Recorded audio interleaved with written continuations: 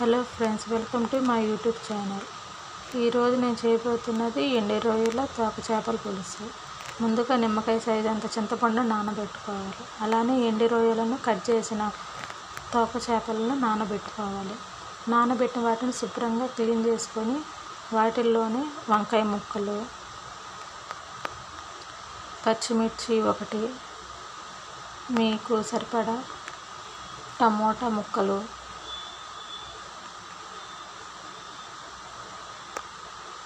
Two table spoon oil, salt, కారం,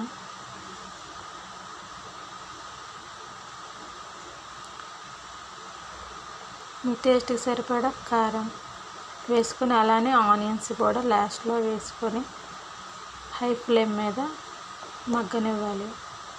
high flame మీద 2 minutes మగ్గనిచ్చాక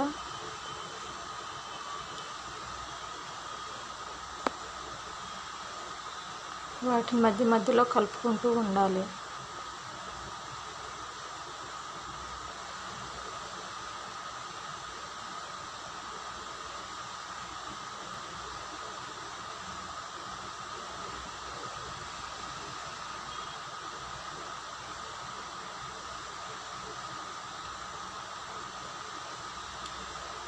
ఒకసారి గెంటితో తిప్పుకోవాలి, లేకపోతే అడుగంటుతుంది.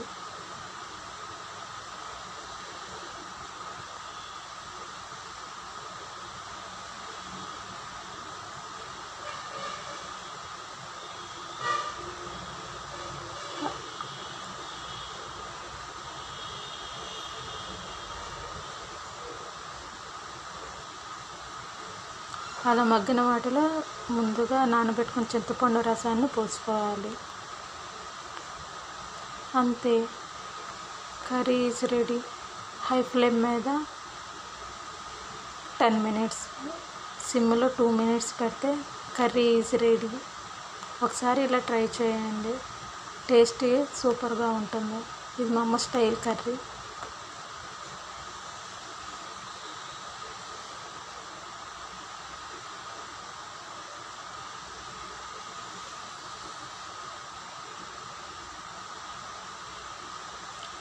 కర్రీ రెడీ అయిపోయింది.